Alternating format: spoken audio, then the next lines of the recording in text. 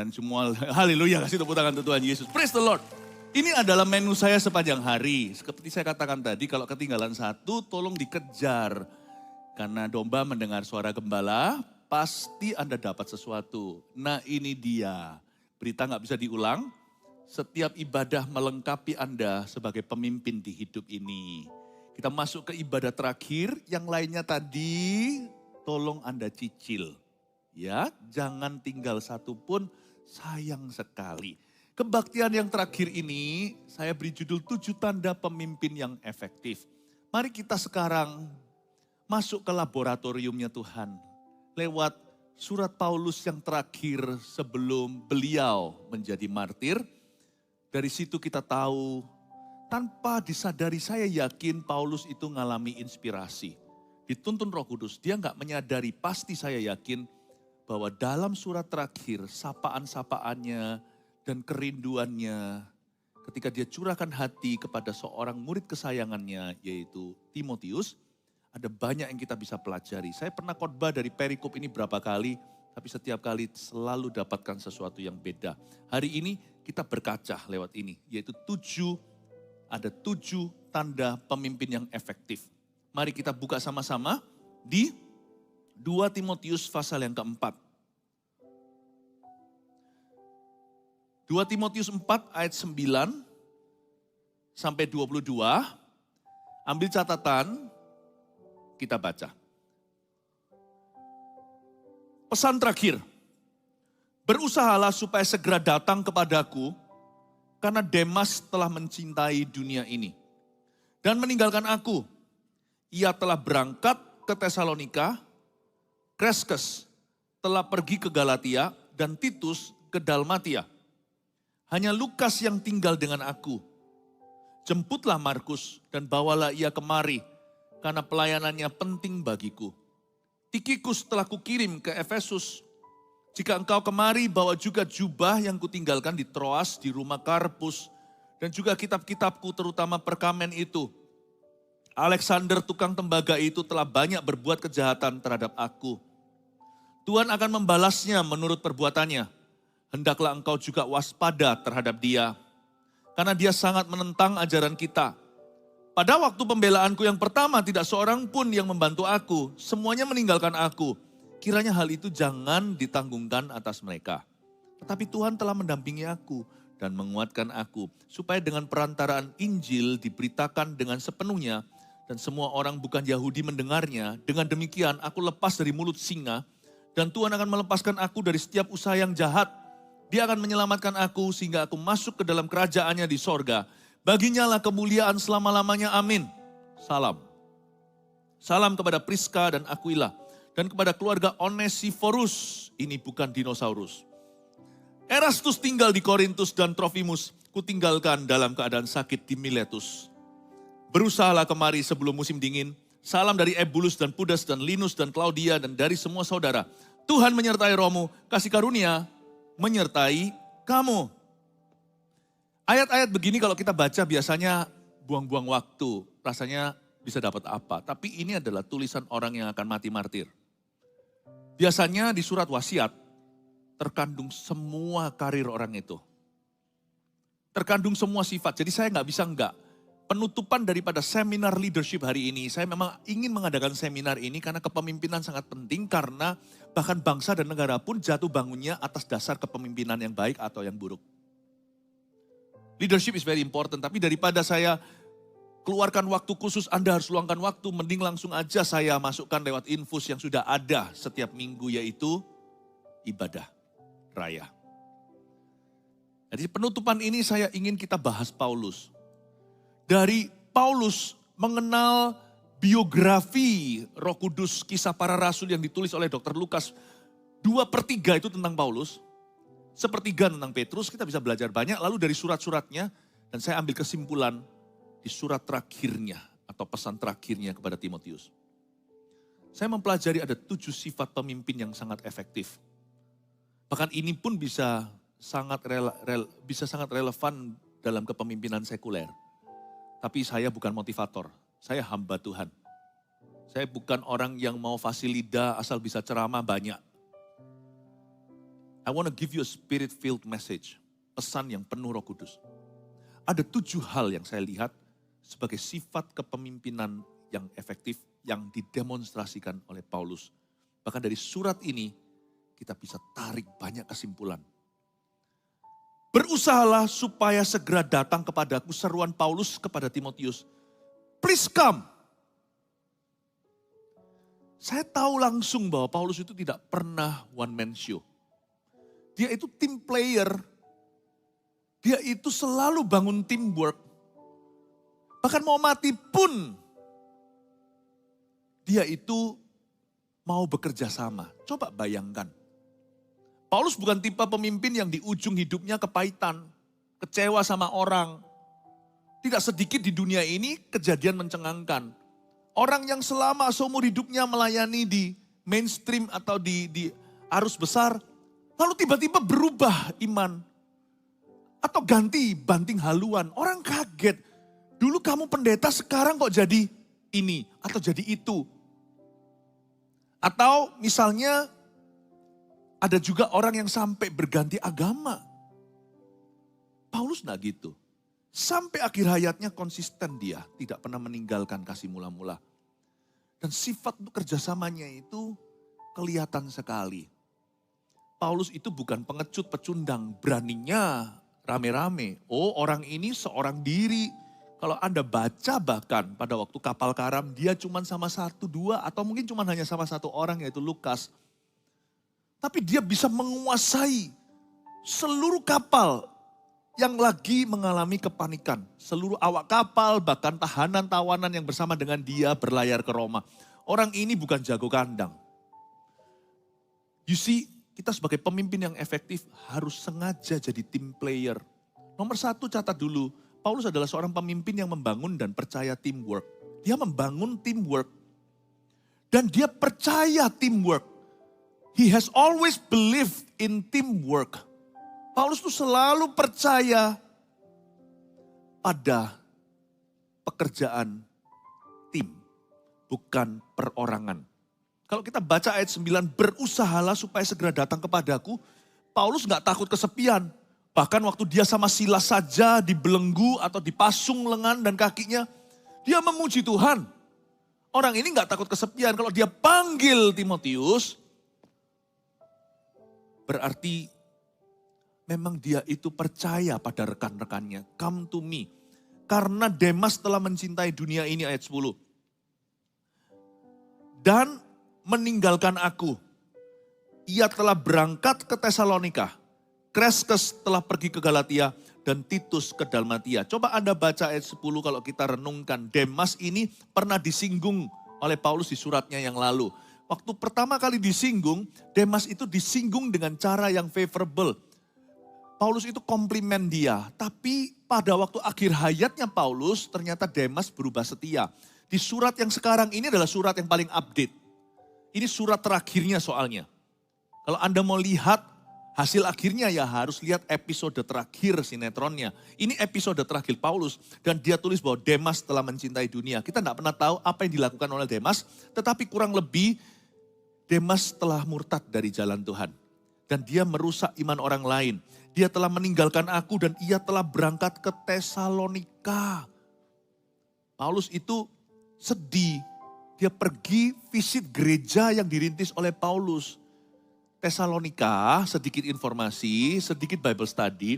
Tesalonika adalah kota provinsi, ibu kota provinsi Makedonia yang Paulus lihat ketika dia nggak masih bisa masuk ke Bitinia dan Asia. Dalam mimpi penglihatan malam dia lihat ada orang dada-dadaran berkata, help me SOS, save my soul, tolong kami pria Makedonia. Kota pertama di pinggiran waktu dia masuk ke provinsi itu adalah Filipi. Filipi itu seperti misalnya kalau di Jawa Timur ini mungkin kota Malangnya. Tapi Tesalonika itu Surabayanya. Kalau Jakarta mungkin Tesalonika adalah Jakartanya. Tapi Filipi adalah Bogornya. Jadi Paulus itu sebenarnya punya alasan to worry. Orang ini pergi ke Tesalonika karena dia masih punya hubungan dengan jemaat-jemaat yang dulu waktu dia pergi ke situ satu tim sama Paulus. orang ini mau jualan apa kita nggak tahu. Mungkinkah seperti zaman ini sudah tidak lagi jadi agen Kristus. Tapi menjadi agen mungkin money game yang merugikan. Investasi yang nggak jelas juntrungannya. Atau bahkan sesuatu yang sah tetapi dia menggantikan kemuliaan Tuhan untuk keuntungan. Mungkin dia tawar-tawarkan produknya. Paulus kan bisa khawatir. Jadi kita harus tahu backgroundnya. Dia berkata Demas sudah mencintai dunia. Entah apa yang dilakukan Demas kita nggak tahu. Kita jangan dahului Alkitab. Tapi kurang lebih kita mengerti lah maksudnya seperti apa zaman ini orang mencintai dunia meninggalkan pelayanan juga banyak.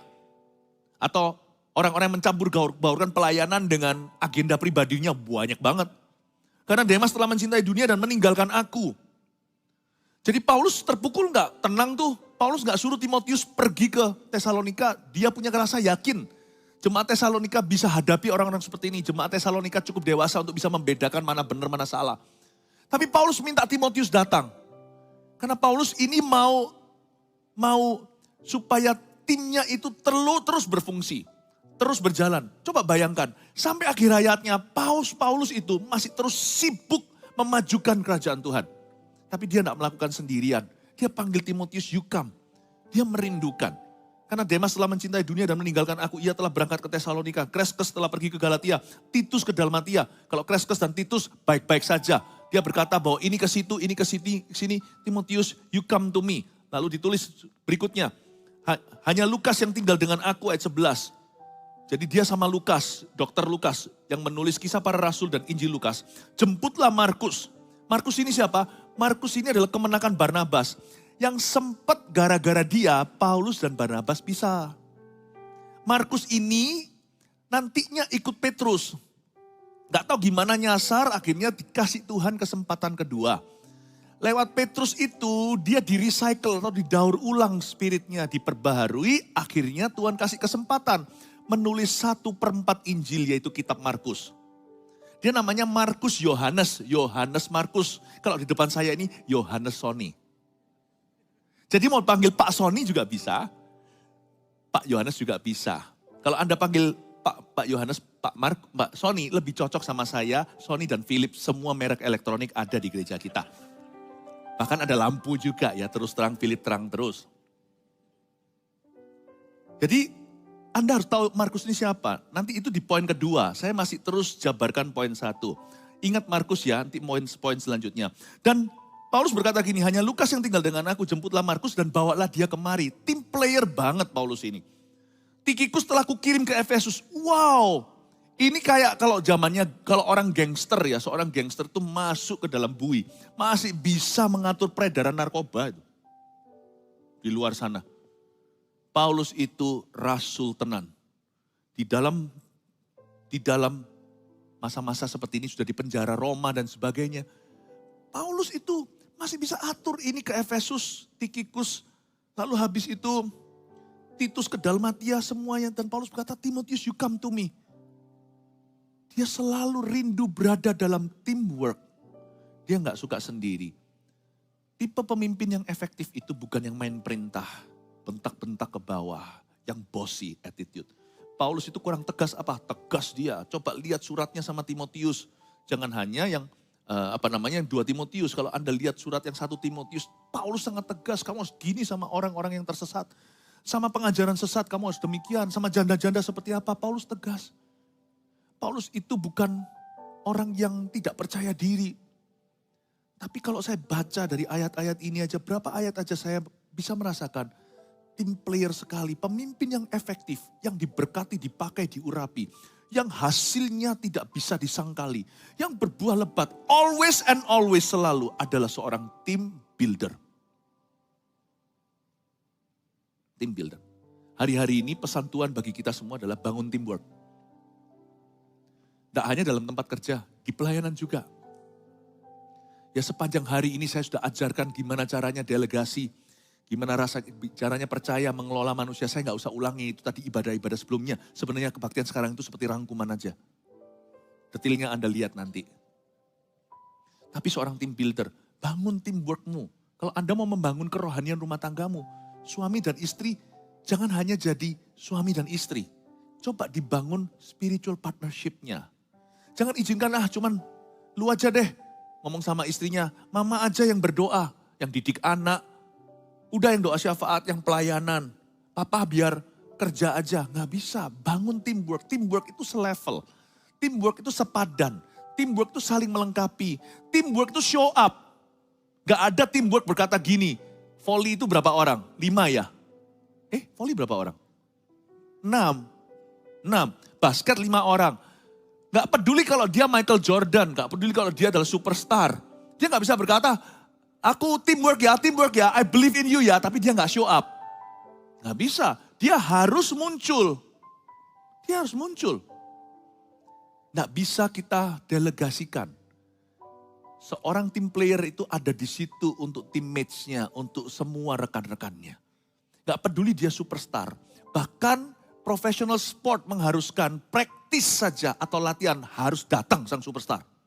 Kalau udah diskors.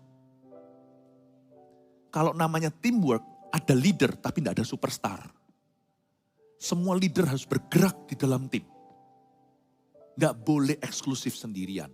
Dimulai dari rumah tangga suami istri, mesti harus bangun bersama. Kalau mau didik anak, kalau yang perlu cuman hal-hal yang sampingan nggak apa-apa salah satu. Tapi kalau yang sudah penting sekali, yang prinsip dua-dua mesti muncul. Jangan berkata mama aja yang, sudah kamu aja yang ngomong sama anak kita.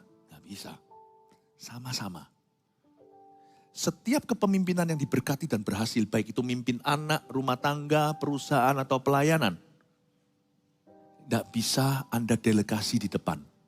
Semua pemimpin harus turun gunung, turun tangan. Kalau Anda tidak turun gunung turun tangan, itu berarti bos bukan pemimpin. Dan itu adalah pemimpin yang tidak efektif, bukan kurang efektif. Mari kita sama-sama tahun ini, ayo suami istri sama-sama melayani. Jangan tumbuhnya timpang. Belajar dari Paulus, sama Timotius. Paulus tidak menikah, jadi dia punya teamwork, ya timnya gerejanya. Dia selalu ada di situ, you come to me, I want to talk with you. Dan kita lihat lagi di ayat 11, hanya Lukas yang tinggal dengan aku. Jemputlah Markus. Kok gak trauma ya? Demas sih pusing yang satu. Markus ini pusing yang sama loh. Cuman beda aja tipenya. Zaman dulu malah lebih parah karena Paulus sama Barnabas cuman berdua aja diutus dari Antioquia. Mereka itu Barnabas itu ajak kemenakannya. Jadi Barnabas rekan Paulus itu kalau si Markus ini panggil dia, itu panggil paman, uncle atau Ya, Ape atau susu nggak tahu. Nggak tahu itu dari mana pamannya. Tapi pokoknya diajak. Jadi setelah Paulus, coba nggak, kesel nggak ya kalau kita itu percaya orang ajari multimedia contohnya. Atau kita ajari sesuatu setupnya gini-gini, SOP-nya, standar of prosedurnya. Orang itu sudah ngerti semuanya, kita sudah investasi karena percaya. Lalu tengah-tengah dia muntung, lalu hilang dan berkata, nggak jadi wis. Lah, buang-buang waktu dong. Paulus itu lagi susah-susahnya babat alas awal-awal itu menjadi pioner dulu. Dia itu hanya berdua doang, berdua aja. Dibarengi sama Markus. Markus itu kasih dia PHP, pengharapan palsu, sudah diajari. Karena Paulus, kenapa Paulus ajari Markus? Karena Paulus itu melihat Barnabas. Bibit bobot bebet lah kalau pamannya ajak menekannya. Dia gak usah lagi scrutinize, tidak perlu lagi interview. Udah langsung percaya gara-gara pamannya. Paulus ajari banyak, tengah-tengah jalan ngilang. Buang waktu, Paulus waktu itu masih harus kerja sendiri lagi. Jemaatnya belum ada, dia masih rintis dari awal. Jadi dia harus setengahnya sambil kerja tenda. Sampai dia ketemu Priscilla, Aquila. Lalu kemudian mereka membantu sama-sama industrinya. Baru Paulus bisa ringan, kongsian. Ya. Tetapi sebelum itu semuanya dia. Waduh, Injil mengalami kemunduran, makanya Paulus marah. Waktu Barnabas mau ajak lagi si Markus, dia bilang no. Mehi kusi-kusi he kata orang India. No way Jose, tidak boleh. Paulus berkata no. Disitulah Barnabas ngotot, gak bisa harus ajak dia kemenakan, tersinggung dia. Disitulah Paulus dan Barnabas pisah jalan. Paulus berkata no gak bisa. Menurut saya dalam kasus pertikaian atau konflik itu Paulus benar. Karena Paulus itu very task oriented. Dia orientasinya itu task. Barnabas itu sangat people banget. Gak apa-apa. Ya sama-sama ada poinnya. Tapi waktu itu mestinya task harus diutamakan. Karena awal mula Gak bisa kalau kita memulai sesuatu setup company misalnya apa, lalu semuanya itu keluarga mau ikut, ini mau ikut. Karena sungkan kiri kanan gak jadi perusahaan.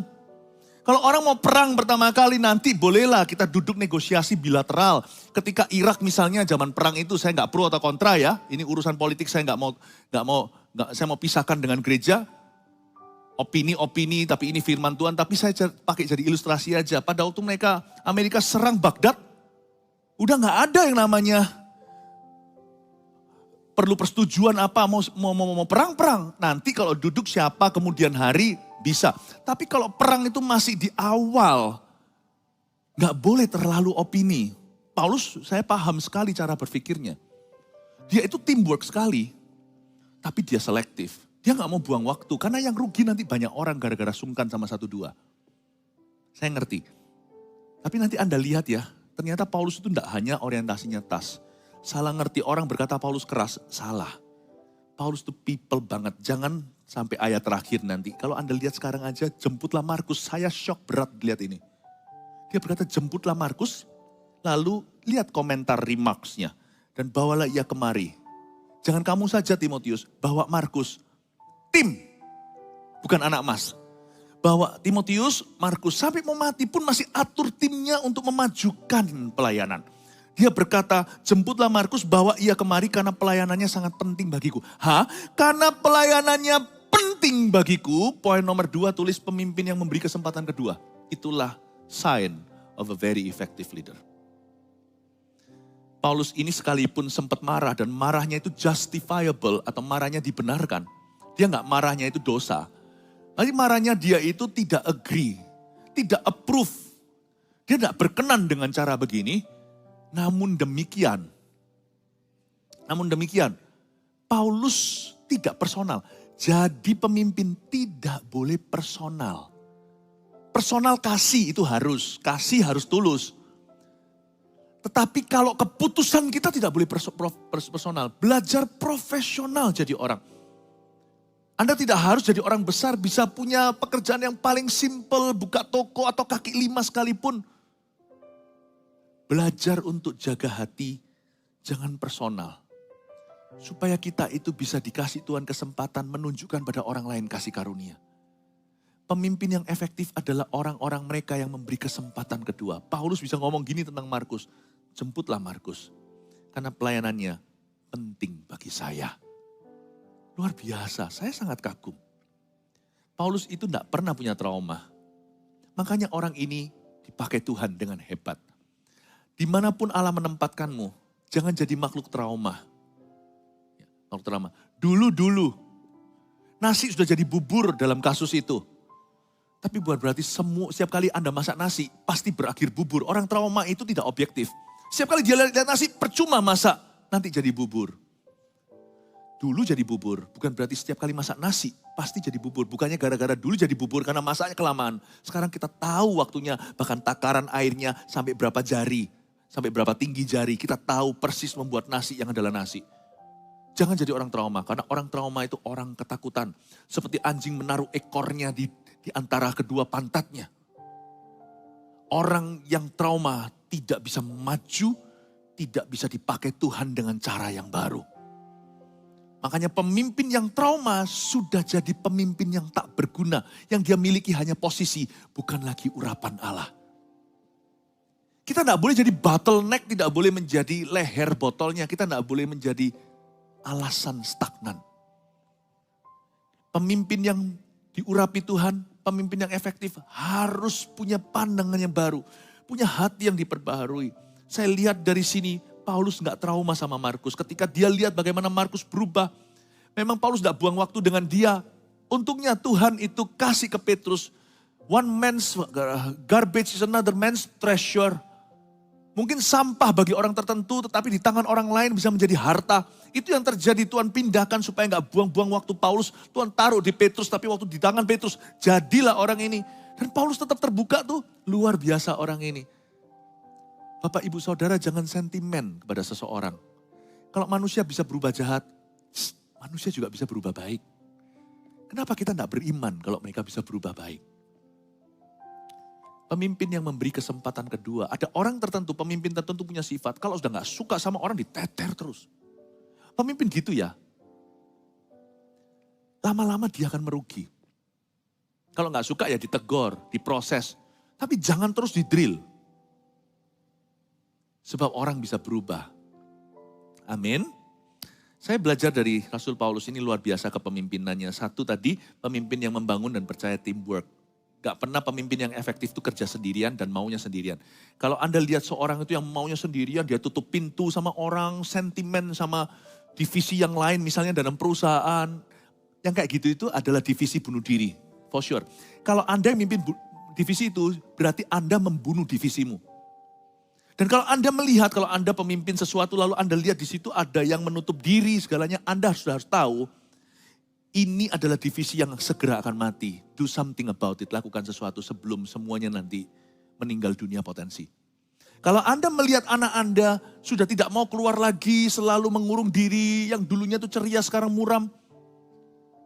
Kalau anak Anda masih mau sosialisasi, mau ketemu orang, masih oke. Tapi ketika anak Anda mulai terus mengurung diri, menurut saya segera sebelum cari psikiatris, gak perlu sih sebenarnya.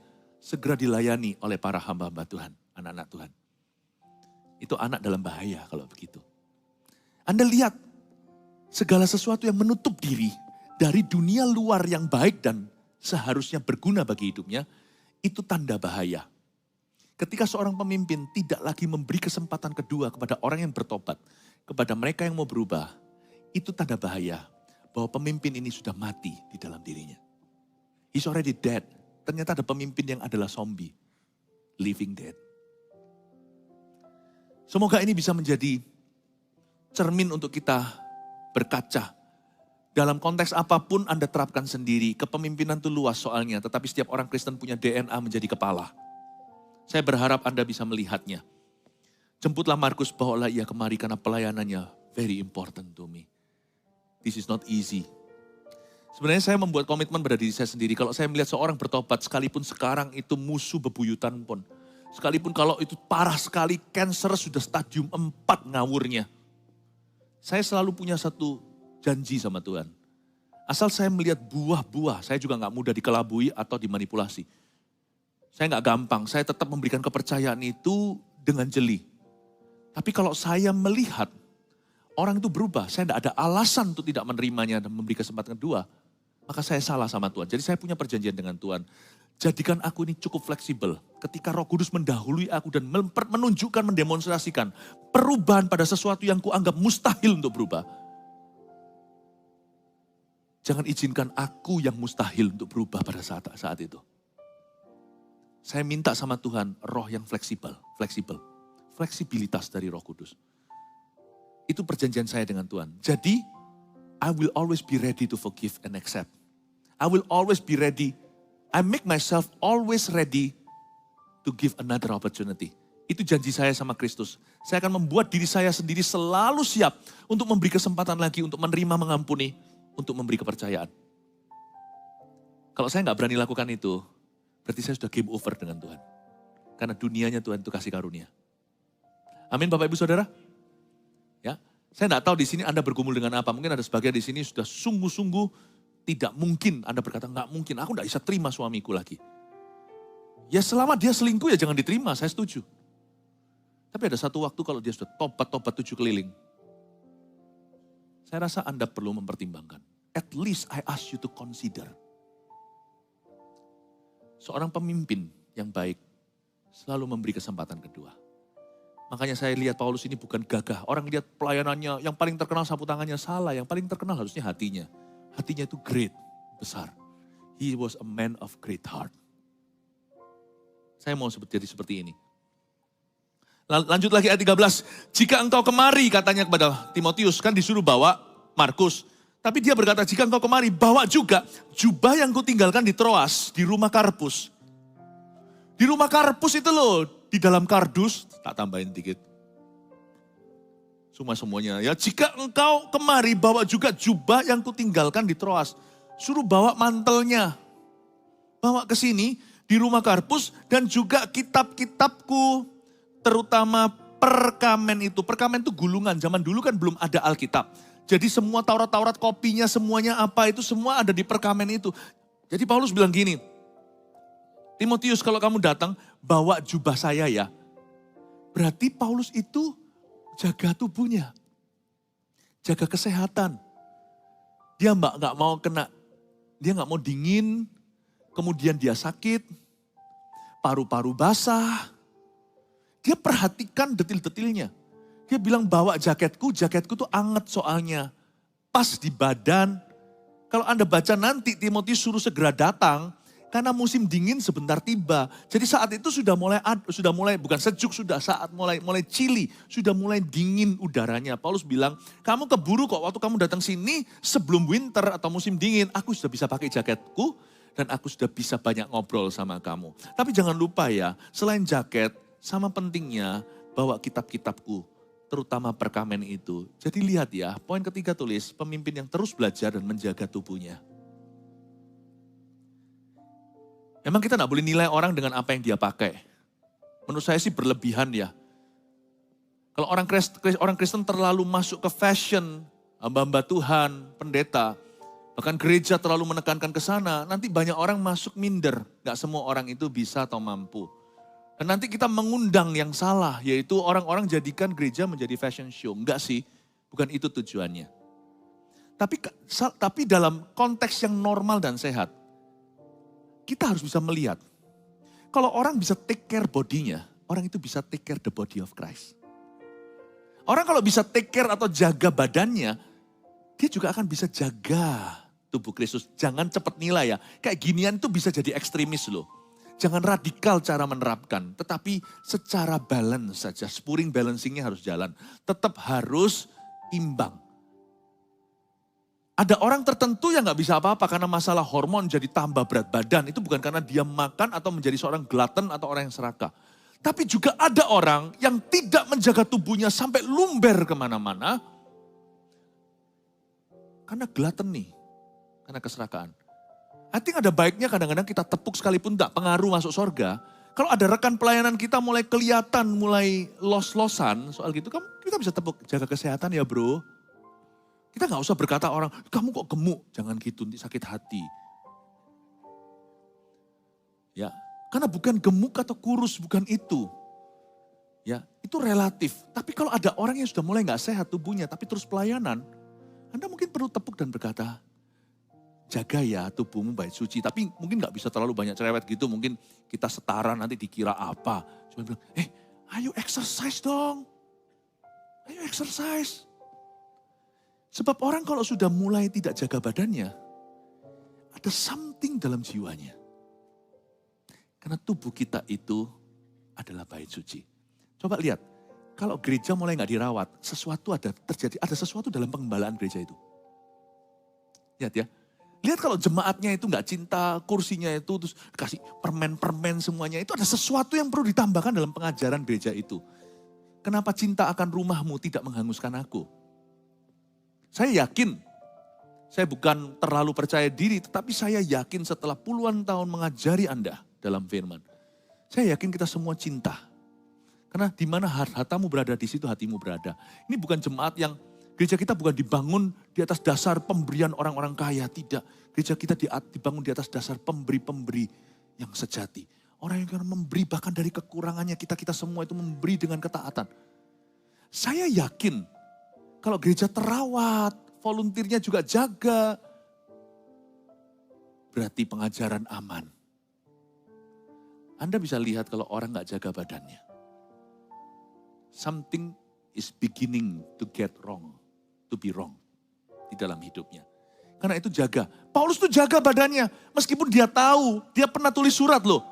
Dia tulis surat begini, aku tahu bahwa sebentar lagi, bahkan bukan di surat terakhirnya, ini surat terakhirnya. Surat sebelumnya dia tulis begini, kepada sebuah jemaat.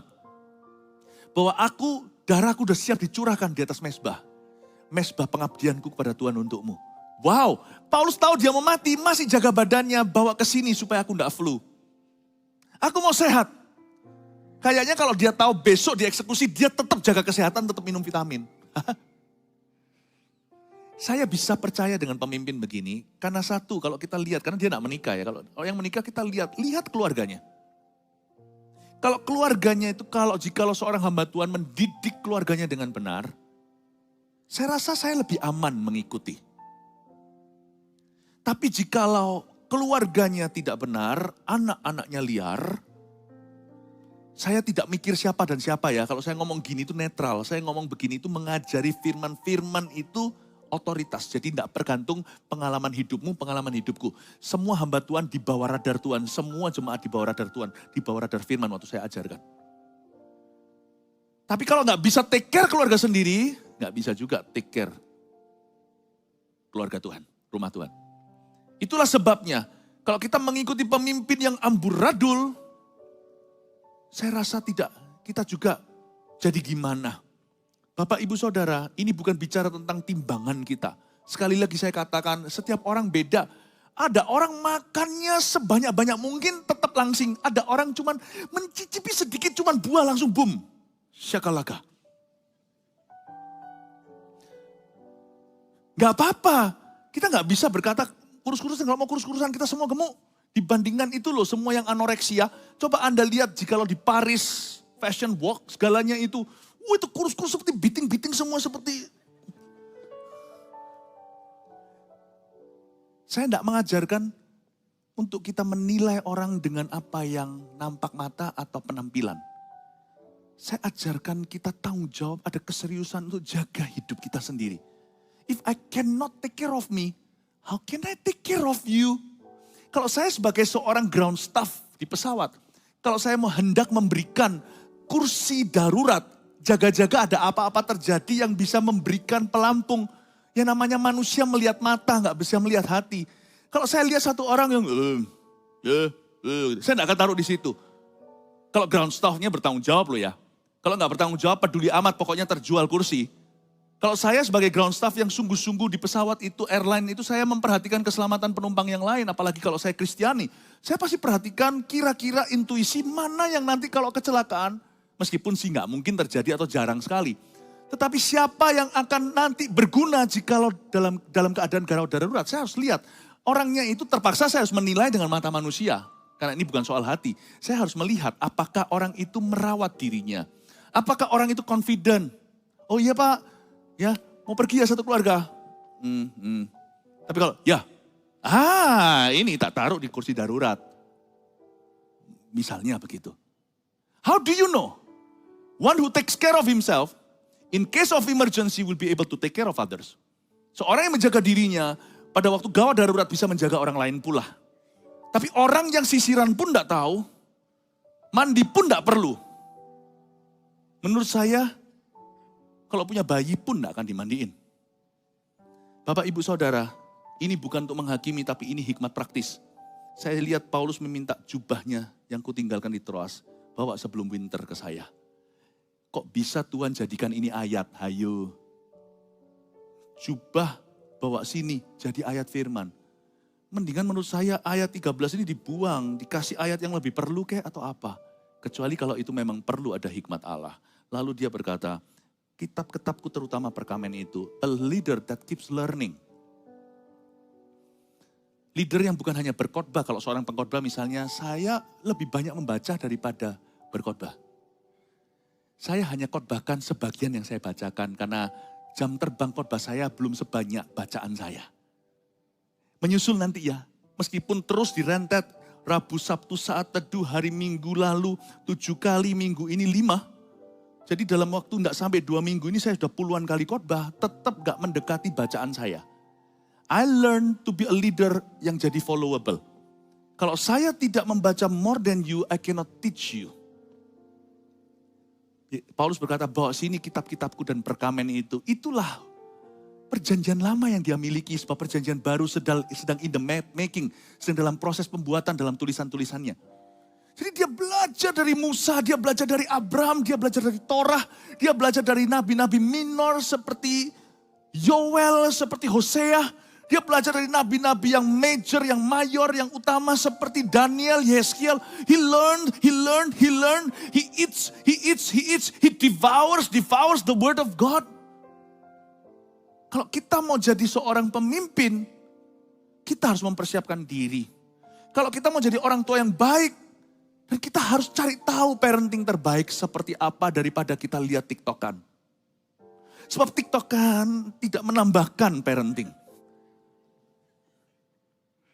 Lebih baik kita belajar suatu materi yang gitu boleh fun kalau silakan kalau Anda ada waktu ekstra. Tapi biasanya menurut saya harusnya nggak ada waktu ekstra kalau kita kalau kita produktif. Belajar sesuatu, Anda harus melengkapi diri. Supaya Anda lebih kenal anak Anda yang Anda parenting dia, yang Anda besarkan atau Anda didik. Daripada anak itu mengerti dunia papa mama. Anda harus lebih mengenal dunianya dia. Untuk bisa mendidik dia masuk ke dunia Anda. Seorang pemimpin yang baik itu terus belajar serta menjaga badannya. Amin Bapak Ibu Saudara. Ya? Ya puji Tuhan. Gak perlu loh ya kita datang ke gereja pakai baju baru. Gak tentu. Tapi mari kita rawat badan kita. Gak harus, sama sekali gak perlu mahal. Percayalah sederhana dengan penuh cinta akan jadi indah. Mewah tanpa kasih berakhir sesuatu yang tidak berarti. Please remember, cukupkan dengan kondisi dan level masing-masing. Tetapi miliki komitmen, aku harus rawat hidupku. Terutama rawat dunia emosiku, perasaanku. Tidak boleh up and down mood-moodan. Cannot. Aku pemimpin, aku punya keluarga untuk kuperhatikan. Masih ada orang-orang yang belum kenal Tuhan yang di sekelilingku, yang mana aku harus jadi terang dan garam menjadi jembatan mereka ke Kristus. Di gereja, aku merupakan bagian penting daripada visi yang besar atas gerejaku. Di dalam pekerjaanku aku punya tanggung jawab pribadi. Aku harus jaga diri. Terus belajar, bukan hanya belajar firman terutama, tapi belajar apa yang merupakan bidang keahlianmu. Kalau Anda punya keahlian tertentu, industri yang mengharuskan kalau Anda belajar itu harus mesti lihat pameran, sisihkan budgeting. Kalau Anda sudah tidak lagi di posisi kritis secara ekonomi, bisa budgeting untuk pergi survei dan mempelajari. Dokter juga sama, sekalipun udah lulusnya itu sekitar, dokter itu kalau sekolah itu bisa lama sekali, 8-10 tahun, spesialis apa. Masih loh, tiap tahun sebelum pandemi itu ada konferensi. Mempelajari obat-obatan yang baru, teknologi. Keep learning, perkamenku mana, bawa sini kitab-kitabku. Keep learning. Amin. Ya. Lalu berikutnya, lihat ayat 14. Alexander tukang tembaga itu telah banyak berbuat kejahatan terhadap aku. Tuhan akan membalasnya menurut perbuatannya. Ini bukan kata-kata emosional atau kata-kata amarah, bukan. Tapi dia sangat jujur kok. Paulus kalau bilang bagus-bagus, enggak. Kalau dia bilang jelek-jelek. Dia kali ini ngomong terus terang. Tanpa dia tahu nanti suatu hari ini jadi kanon Alkitab. Dia kan ini sifatnya kan surat ke Timotius. Dia setelah mati kan gak punya kendali. Ini surat nanti jadi apa? Ternyata jadi firman di dalam Alkitab kita. Dia tulis Alexander tukang tembaga itu telah banyak berbuat kejahatan terhadap aku. Alexander ini banyak membengkokkan jalan Tuhan. Saya tidak tahu apakah dia pernah Kristen atau tidak, tapi saya rasa dia itu toko jualannya berhubungan dengan berhala. Tapi dia berbuat kejahatan terhadap Paulus, dan dia banyak pengaruhi orang-orang Kristen yang Paulus menangkan, yang bayi-bayi rohani. Tuhan akan membalasnya menurut perbuatannya. Paulus berkata, aku tidak bisa buat apa-apa. Orang ini terus jahat. Ya sudah, biarkan Tuhan aja. Kalau saya sudah nggak bisa berbuat sesuatu, ya sudah dia urusan dengan Tuhan. Hendaklah engkau, tapi nggak berhenti di situ ayat 15. Hendaklah engkau juga waspada terhadap dia. Jadi Paulus kasih tanda warning yang keras sama Timotius. Timotius itu pendeta, Timotius itu bahkan rasul seperti Paulus. Dia punya gereja-gereja banyak yang dia gembalakan. Paulus ngomong begini sebenarnya juga untuk jemaatnya. Karena Paulus berkali-kali bilang begini, pernah sekali dia bilang dalam suratnya. Apa yang kuajarkan padamu, ajarkan pada orang yang bisa dipercayakan. Jadi Paulus tahu bahwa apapun yang dia tulis ke Timotius tidak berakhir di Timotius. Bukan berarti Timotius itu penggosip, bukan. Tapi Timotius adalah seorang murid yang bagus. Apa yang disampaikan oleh Paulus itu sama dia diteruskan sebagai prinsip ilahi bagi jemaatnya. Hendaklah engkau juga waspada terhadap dia. Hati-hati ya, karena dia sangat menentang ajaran kita. Yang berikutnya, poin keberapa jadi? Keempat, pemimpin yang efektif adalah pemimpin yang tegas dan berani berkata tidak. Jadi Timotius mungkin tanya sama Paulus, Ko Paulus, gak tahu manggil apa ya, atau Pastor Paulus, atau Pak Paulus. Boleh nggak aku ke kota ini dan sebagainya, Alexander tukang tembaga ini membuat semacam seminar untuk ini. Kamu harus hati-hati ya, orang itu toksik loh. Bukan aku gak percaya sama kamu, atau percaya sama jemaatmu. Tapi lebih baik sih nothing to do, pergaulan yang buruk, merusak kebiasaan baik. Seminarnya tentang tembaga, tapi ujung-ujungnya nanti mempengaruhi kita, dan mempengaruhi negatif dan melemahkan iman. Dia berkata sama Timotius simple, no. Kata waspada sana itu no, dia menentang ajaran kita, no. Jadi seorang pemimpin yang tegas dan berani berkata tidak itu justru mencipta rasa aman pada orang-orang yang dipimpin. Jadilah orang tua misalnya di rumah yang bisa berkata no. Saya lihat sekarang orang tua tidak punya authority atas satu new demon. Setan yang baru. Gadget namanya. Saya tidak berkata gadget itu setan, enggak. Tapi kalau tidak dikendalikan, dia bisa menjadi alat setan. Tapi kalau dikendalikan dengan baik, dia bisa menjadi alat Tuhan. Apapun kan bisa jadi alatnya Tuhan. Dan apapun juga bisa menjadi alatnya setan. Nggak punya. Harus punya otoritas berkata, no. Taruh handphonemu. Sebab kelihatannya jahat. Tapi nanti kalau anak itu dewasa, dia akan berterima kasih kepadamu. Bahwa suatu hari dulu waktu dia masih kecil, diajari sama papa mamanya boundary. Batasan-batasan. Batasan itu cipta aman. Tahukah kalau kita nggak punya batasan. Dulu saya pernah punya teman, tapi ya toh Anda nggak tahu, saya cuma cerita aja. Ya. Nggak pernah bilang tidak sama anaknya. Zaman-zaman dulu belum ada gadget, tapi sudah ada TV kabel yang isinya 100 channel.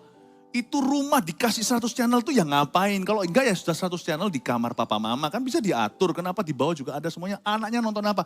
Di depan saya waktu saya datang itu anaknya masih kecil loh, masih urus anak elementary. Nonton itu yang porno-porno sudah, sekalipun bukan pornografi yang vulgar gimana, tapi ya bedanya apa di pikiran orang kalau yang sudah begitu. Saya itu enggak agamawi, tapi yang enggak liberal, selektif. Selektif aja bisa shock lihat begitu. Dan mamanya enggak berkata tidak.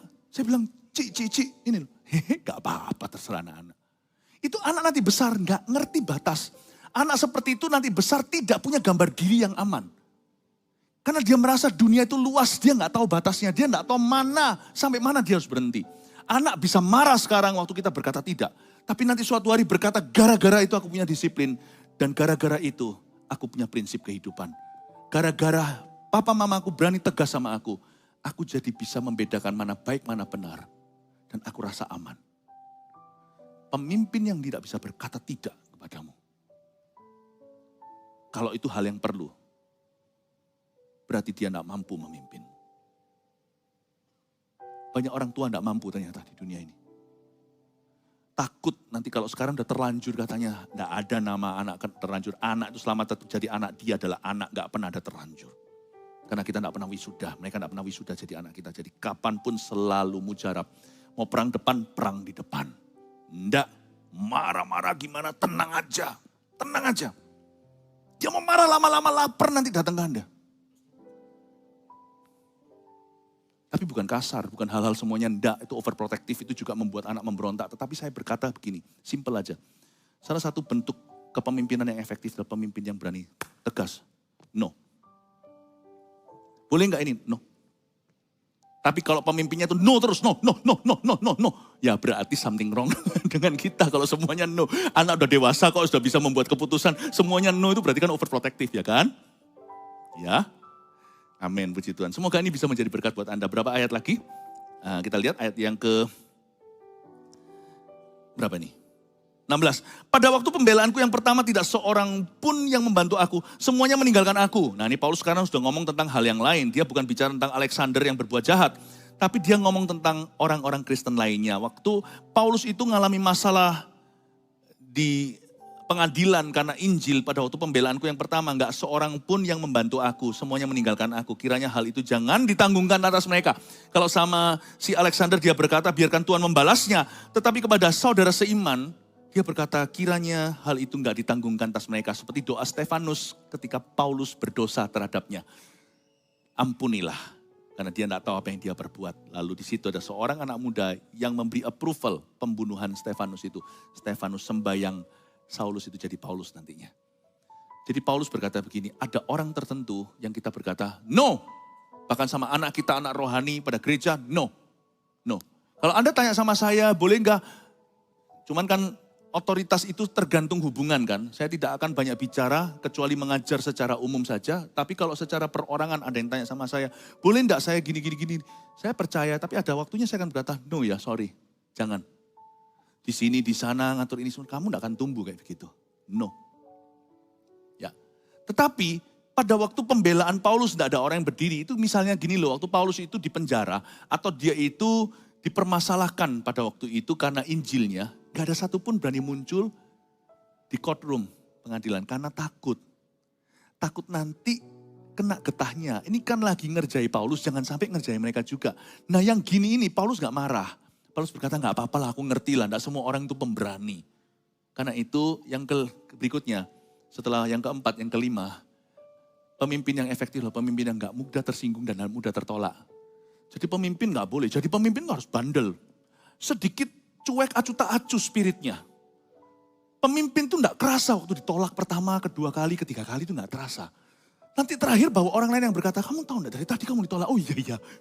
Lain cerita kalau kita di rumah orang duduk di situ lama-lama dari welcome home jadi out welcome. Bahkan di Amsal dikatakan dengan jelas kok, janganlah terlalu sering pergi ke rumah tetanggamu. Supaya jangan sampai nanti mereka tidak mengharapkan kehadiranmu. Kalau yang gitu namanya kepala batu, yang gitu namanya kurang hikmat, kurang bijaksana. Gak ngerti-ngerti ini. Oh iya, gini-gini. Gak ngerti-ngerti terus di situ, lain cerita. Tapi kalau demi Tuhan, untuk Tuhan, apalagi kalau kita memberkati dan sebagainya, apalagi kalau itu hanyalah sifat kekanak-kanaan mereka, ini dan itulah, gak apa-apa. Kalau itu tidak merugikan orang itu, tetapi itu adalah agenda Kristus yang Anda bawa, dan Anda masih dalam proses dengan orang itu, dan orang itu menunjukkan kurang devotion atau dedikasi kepadamu, tidak seimbang, setimpang dengan investasimu dalam hidupnya, atau kasih yang kau tunjukkan, dibelan-belanin kayak begitu, tetapi tetap tidak menunjukkan komitmen yang sama.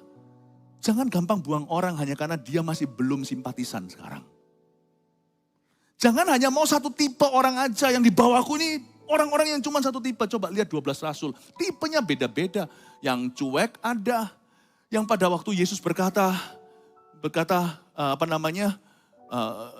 Yesus berkata yang nanti kalau aku mau mati, gini, dia berkata, oh jangankan gitu, kami juga akan ikut mati dengan dia. Padahal Yesus tidak berkata dia mau mati sekarang. Ada yang radikal, ada yang berkata, sayang tuh parfumnya kok dikasihkan, kok dituang ke kepalanya. Kan kasihkan orang miskin lebih baik. Yesus gak pernah ambil pusing itu. Yesus mau menderita pergi ke kayu salib. Yohanes Yakobus malah bawa mamanya datang. Boleh gak nanti kalau you mati, satu memerintah di kanan kiri ya. Loh gimana toh? Tuhan Yesus merasa gimana? Aku mengasihimu selama 3 tahun ini. Tapi waktu mati sudah ditunggu-tunggu. Kalau mati ya, nanti ya, kalau memang mati seperti yang diprediksi, satu ya, tolong ya, anakku yang pertama Koko ini di kanan, Titi di kiri. Itu kayak kita didatangin dan berkata, Papa mau mati ya? Oke ya, jangan lupa ya Pak ya. Papa kalau belum mati, belikan aku mobil, belikan aku rumah. Yesus tetap cinta tuh, gak buang Yohanes Yakobus. Pemimpin yang efektif, dan Anda gak bisa efektif, karena efektivitas kita gak bisa diukur dengan langkah-langkah pertama. Ada beberapa orang itu baru bagus di langkah terakhir. Kita harus tekun dan terus percaya kepada orang yang kita pimpin, tapi tidak dibodohi sama mereka. Jangan kita cepat give up sama anak, apalagi kalau sama anak kita juga jangan kita gampang kecewa, putus asa. Kadang-kadang kita bisa mau putus asa, kadang-kadang bisa frustrasi, saya ngerti. Tapi jangan dulu, karena anak bisa berubah. Nanti waktu akil balik, yang jelek bisa jadi bagus. Tiba-tiba gitu aja loh, kok lewat seperti alergi. Nggak diobatin, nanti usia tertentu hilang sendiri. Tapi juga yang bagus bisa jadi jelek kalau Anda tidak konsisten sama mereka terus. Jangan cepat kutuki mereka. Sebab pemimpin yang baik itu pemimpin yang efektif. Dia tidak akan tersinggungan, tidak mudah tertolak. Nggak gampang tertolak. Ditolak juga, nggak apa-apa lah, cincai lah katanya. Kata Paulus bilang gitu, udahlah it's okay, nggak apa-apa. Nggak, jangan ditanggungkan sama mereka. Karena Paulus tahu nanti suatu hari, seperti Markus pengalamannya dulu. Dulu gimana, sekarang berubah. Nanti suatu hari ada orang-orang yang takut pembelaannya. Nanti waktu Paulus mati, dia tahu itu. Nanti akan ada orang beberapa yang keluar dari guanya dan berkata, aku juga mau ikut menderita bersama dengan Kristus. Aku malu sama Paulus. Akan ada orang yang begitu. Kalau sekarang mereka diskakmat, dikeluarkan dulu. Kalau mereka sekarang sudah langsung di out sama dia. Kemungkinan beberapa gandum akan tercabut. Padahal dikira lalang. Jangan tersinggungan, jangan gampang tertolak. Jangan cepat berkata, gagal aku. Belum mencoba, coba lagi. Try again. Bawa ke gereja, belum bisa, try again. Kalau saya mau buka kartu, saya ini diajak gereja kira-kira 1000 kali. Ke 1000 baru mau. Dulu saya sempat mau pengharapan palsu, lalu gak mau lagi. Untung, tapi setelah ke 1000 itu, ribuan kali, ribuan hariku selalu di gereja hari ini. You can never know when you will succeed. Yang penting harus otot baja percayanya. Pemimpin harus lebih percaya daripada orang yang dipimpin. Yang mengubah harus lebih percaya daripada orang yang perlu berubah. Ya, beberapa ayat lagi, sebentar lagi selesai ya, gak apa-apa ya. Ya, nah, 今天 telatan dikit aja, oke. Yang ke-6, 7, tinggal 6, 7 aja sebentar lagi. Lihat lagi berikutnya ayat yang ke-17. Tetapi Tuhan telah mendampingi aku dan menguatkan aku. Optimis sekali, saya suka sekali. Padahal barusan dia berkata bahwa waktu pengadilan gak satu pun muncul. Lalu gimana? Kalau saya jadi Paulus sudah kecewa nih sama orang Kristen. Kalau di gerejaku, kasihi kau dengan kasih Tuhan. Tapi waktu saya dalam masalah, waktu kusta, jangan deket-deket. Takutnya setengah mati. Ya. Kalau bisa orang itu dibungkus masker. Udah dijauhi. Tetapi Tuhan telah mendampingi aku. Saya suka sekali. Dan menguatkan aku. Apa ya kekuatannya ya, rahasianya? Supaya dengan perantaraanku, Injil diberitakan dengan sepenuhnya. Wow, itu kekuatannya ternyata. Dan semua orang bukan Yahudi mendengarkannya. Dengan demikian, aku lepas dari mulut singa. Wah, sangat confident, sangat yakin. Dan Tuhan akan, bukan mungkin, melepaskan aku dari setiap usaha yang jahat. Dia akan menyelamatkan aku sehingga aku masuk dalam kerajaannya di sorga. Baginya lah kemuliaan selama-lamanya, amin. Yang keenam, pemimpin yang efektif adalah pemimpin yang optimis. Dan berorientasi pada tugas. Injil akan membawa aku jauh. Aku akan dilepaskan dari binatang buas. Sebab aku tahu bahwa Tuhan akan melepaskan aku. Dia akan menyelamatkan aku. Dan Tuhan juga yang akan membebaskan aku dari mulut singa. Dia akan membawa aku masuk dalam kerajaannya. Dan biarkan lewat perantaraanku, Injil diberitakan dengan sepenuhnya. Optimis dia. Dan berorientasi pada tugas, kelihatan task orientednya Paulus. Waktu dia lemas lihat orang hopeless semuanya gak ada bisa dipercayai. Ya orang Kristen ternyata pengakuannya segini, kelakuannya segitu gak apa-apa. Karena Injil aku akan terus dipakai oleh Tuhan. Karena Injil dengan perantaraanku akan maju kerajaan sorga. Aku akan dilepaskan dari mulut singa. Aku akan diselamatkan dari orang berdosa. Tuhan akan membawa aku jauh. Injil akan sampai ke Roma. Bahkan sampai Spanyol segalanya. Orientasinya. Jebakan seorang pemimpin tadi kebaktian 2 adalah kesepian. Obat kesepian itu bukan ajak bicara perasaan di konseling yang gak selesai-selesai, percayalah saya. Bisa keluar sebentar, tapi kalau Anda tidak berorientasi pada tugas, sebentar lagi akan keseret masuk ke dalam perasaan yang lebih gelap. Seperti orang yang mau kurus tapi cuman sedot-sedot nanti akhirnya lebih gemuk dari sebelumnya. Dengar baik-baik. Satu-satunya cara kita keluar dari lubang setan adalah terus orientasi, fokus ke tugas kita. Belum selesai. 1000 juta, 1000 gereja, 1 juta murid. Terus, Injil akan diberitakan di mana-mana. Tugas, orientasi tugas. Bukan workaholic loh ya. Tetapi mission minded. Makanya Paulus itu kuat. Lihat gitu, gak apa-apa lah. Ya udahlah, gak apa-apa lah. Makanya itu aku leader, dia ngomong begitu. Makanya itu aku maju yang tarik gerbongnya. Gak apa-apa, demi Injil aku maju dulu. Hey guys, kalian nyusul ya. Segera susul aku termasuk yang gak keluar kemarin. Yang gak pernah bela aku. Yang ditanya, kamu kenal Paulus? Enggak kenal Paulus, gak kenal Paulus, gak kenal Paulus. Kayak Yesus saja waktu disangkali sama Petrus 3 kali. Sebelum ayam berkokok 2 kali. Gak apa-apa, it's okay. Sekian anak kecil gak apa-apa. Aku maju dulu. Maju tak gentar membela yang benar. Task oriented. You need to be task oriented. You need to be task oriented. Jangan dia tunggu penyakitmu kapan sembuh, ya. Misi terus. Jangan tunggu. Jangan tunggu you are fine, thank you. Jalan terus. Terakhir, Anda diberkati Tuhan, amin. Ya, terakhir kita lihat salam. Salam kepada Priska dan Aquila dan kepada keluarga Onesiphorus. Yang tadi saya bilang bukan dinosaurus. Erastus tinggal di Korintus dan Trofimus kutinggalan dalam keadaan sakit di Miletus. Berusahalah kemari sebelum musim dingin yang saya sebut tadi. Salam dari Ebulus dan Pudes dan Linus dan Claudia dan dari semua saudara. Tuhan menyertai rohmu. So sweet ya. Kasih karunia-Nya menyertai kamu.